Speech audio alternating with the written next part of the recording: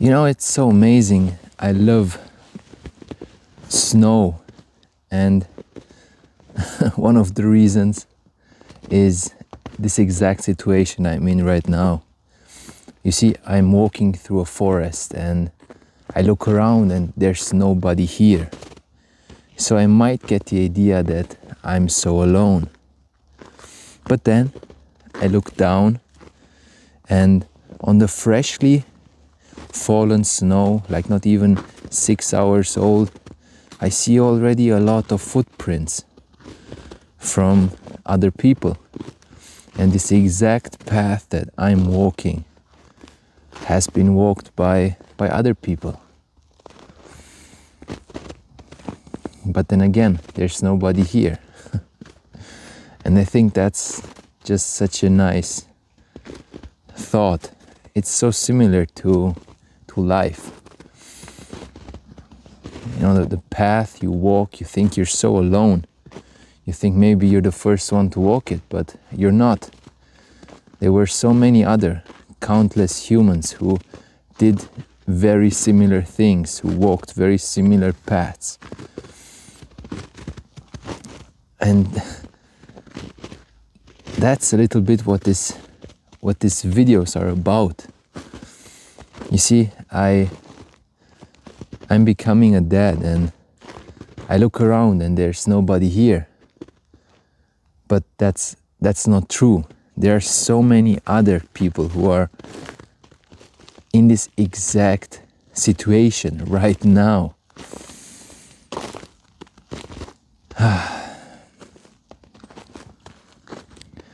It's so beautiful, we as humans, how we sometimes get this feeling that we're alone, that there's nobody we can correlate to, nobody who has lived the same experience, but there are so many others. And these experiences, they connect us. Yeah, so anyway, that wasn't what I wanted to talk about. It was just a thing that came up when I looked at the tracks. But yesterday we were at another doctor's appointment and we had a meeting with a doctor that's called something in the lines of organ morphology. So that's in week 14, which we are right now in, and you go to the doctor and make a echography and you check for all the organs. Well, not all of them, but some of them.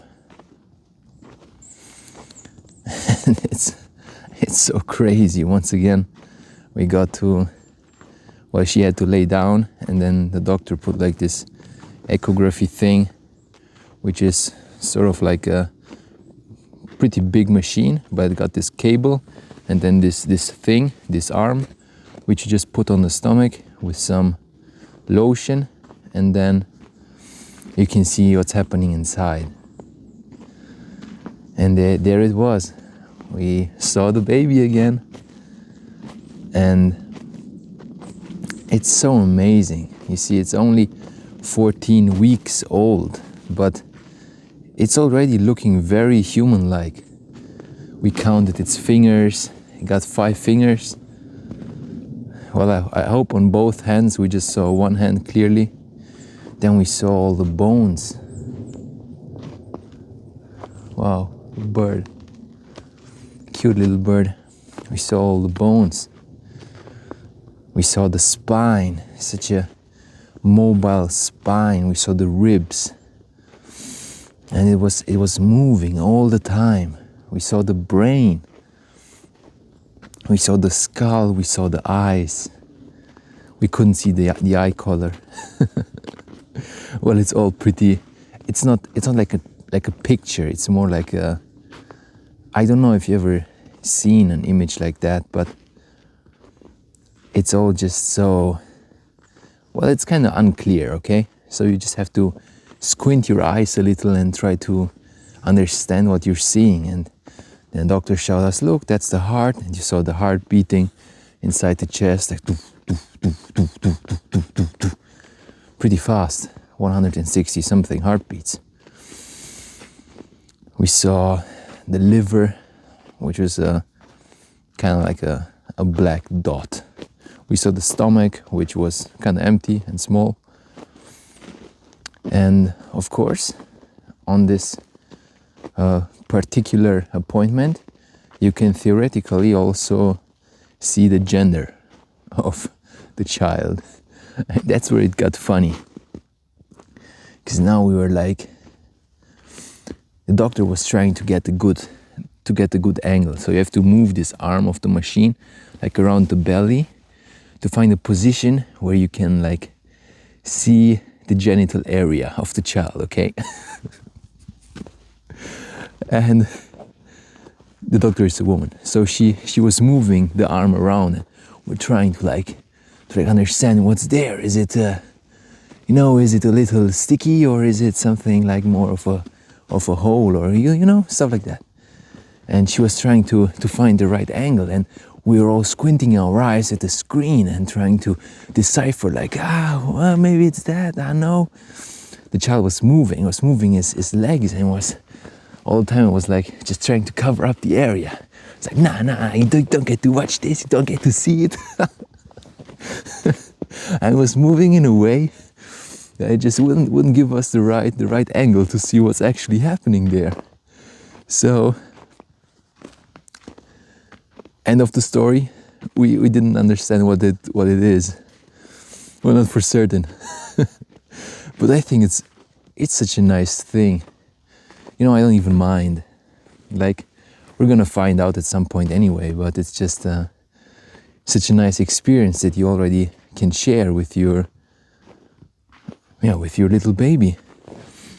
Where there were 3 adults like squinting their eyes at the screen, trying to get a clear look on a 9 centimeter big baby's genital area, okay?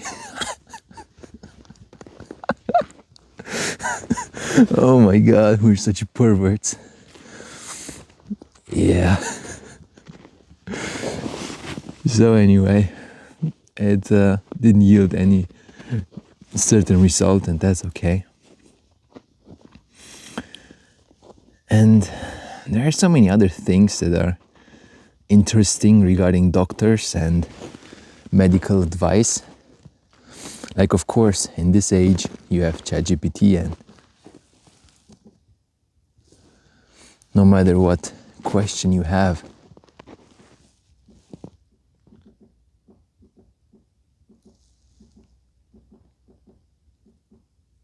can you hear it? It's the bird with the beak that like picks on trees in search of worms.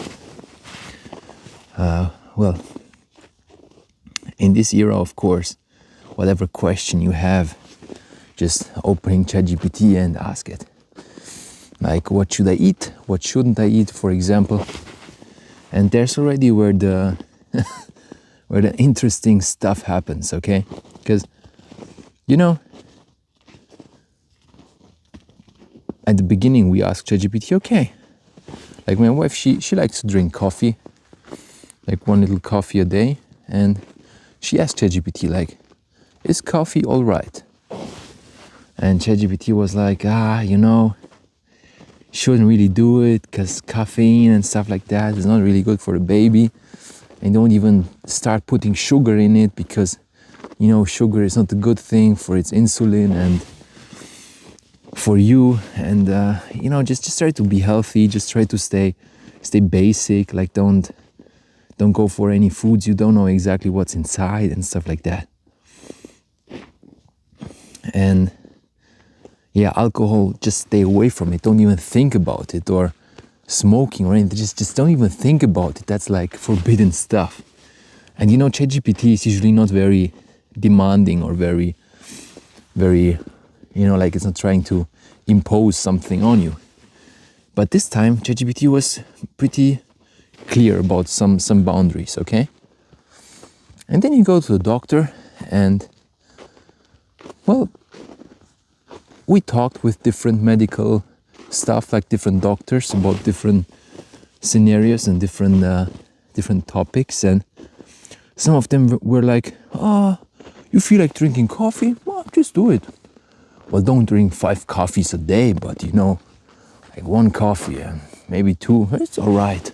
Oh, you feel like drinking beer or something? No, just do it. Well, why not? What if as long as you don't get drunk or exaggerate. And in the first trimester, pregnant women are pretty, they feel kind of bad in their stomach. So they have this constant, like, how is it called? You're just not feeling well and you feel like puking, okay? And one medical staff told us that, what's very good for that? Like just drink Coca-Cola, When you feel bad, just drink Coca-Cola. It's gonna help you so much. I was like, what? Coca-Cola is like this mix of things you really don't want, because it got the sugars and it got the chemicals, and it's just not what you want to give a pregnant woman, in my opinion. It's not what you want your kind of child to feed on. And the list goes on. Like, people are giving you this pretty strange advice, and ChatGPT is just telling you pretty clearly what you shouldn't do. So I'm just feeling that there's this there are these 2 separate worlds, and I'm not quite sure which to believe in. Because after hearing like all these doctors talking so relaxed about it, I'm like, maybe ChatGPT is exaggerating. I'm not one to like trust ChatGPT 100%, but I've got a pretty good opinion of it. So when it tells you that you maybe shouldn't be doing that because da da da da da, I'm like, it sounds good. It doesn't sound like bullshit to me. But when somebody tells me that, yeah, if you feel like drinking some coffee or some beer or even a glass of wine or stuff like that, just do it. And maybe I'm too strict about it. Maybe it isn't that strict. Maybe it's just, maybe it's okay. But I don't think so.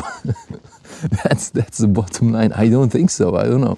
I might be weird, but I think that during a pregnancy, well, this is pretty rich coming from a man, because I've got no experience with this. I only see what's happening. I don't feel what's happening.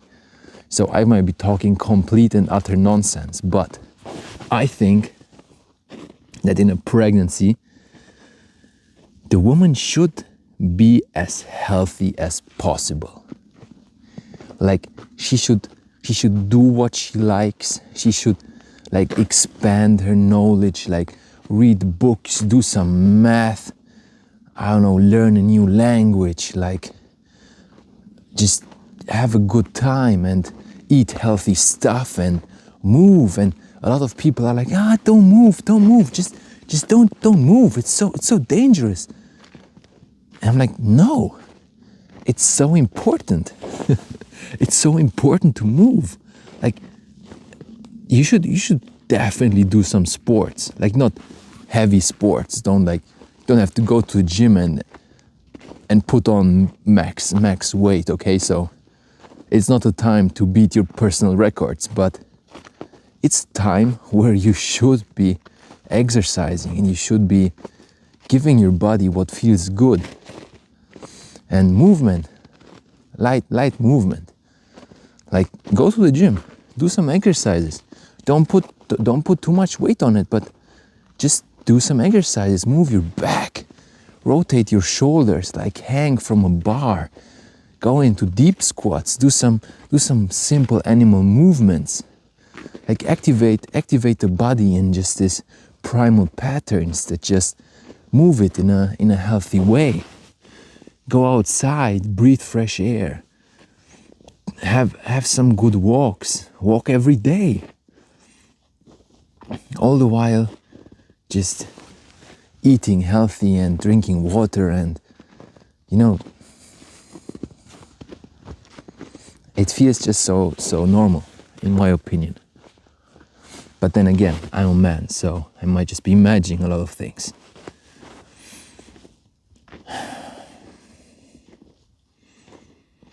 Now, it's funny, you see, I just realized that people are overprotective of pregnant women and all the while giving some pretty strange advice.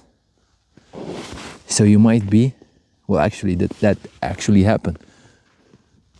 We were at the doctor's house and the doctor was like, you don't, she had a cat. Don't stay in the room with the cat. We're gonna go in a different room because, it might be not good for a pregnant woman to stay in a room with a cat because she might be getting something from the cat.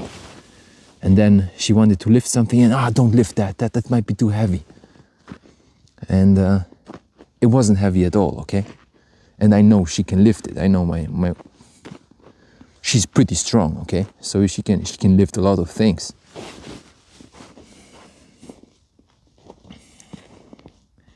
And all the while, they're also saying, like not this doctor, but some other doctors, like, yeah, drink this, drink that, do that, like unhealthy stuff.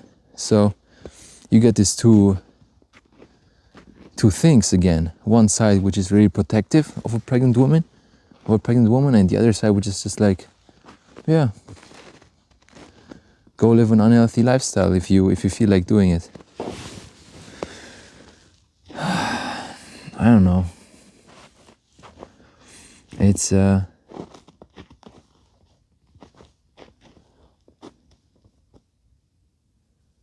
a hard thing to navigate sometimes.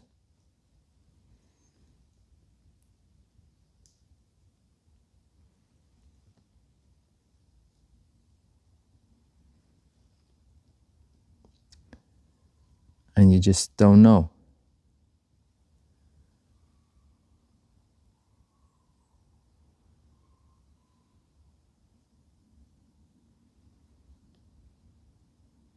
And another thing that happens, of course,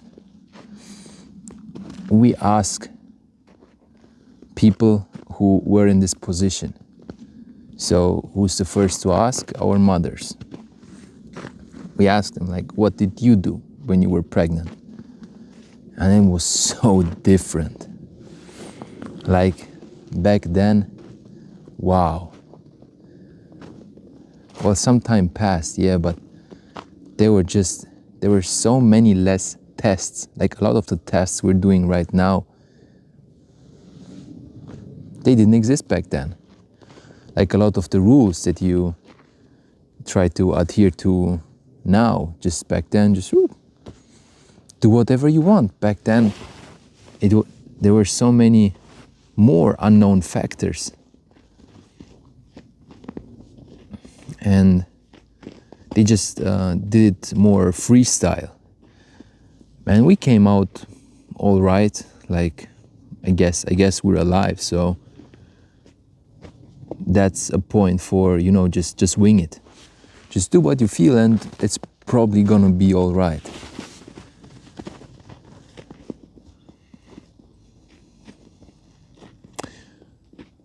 But you never know.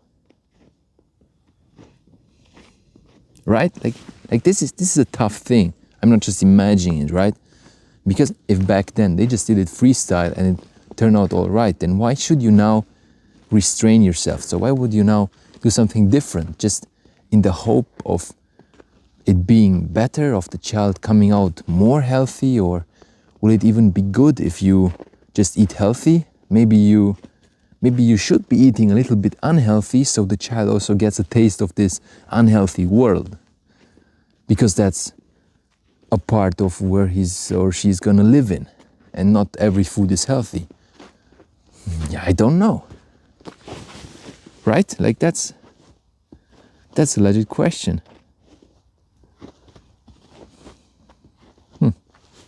Yeah, so as so often there is no, or I have no real answer to the questions.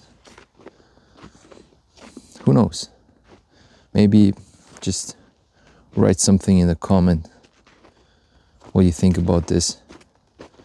Maybe it will, yeah, also help me realize something.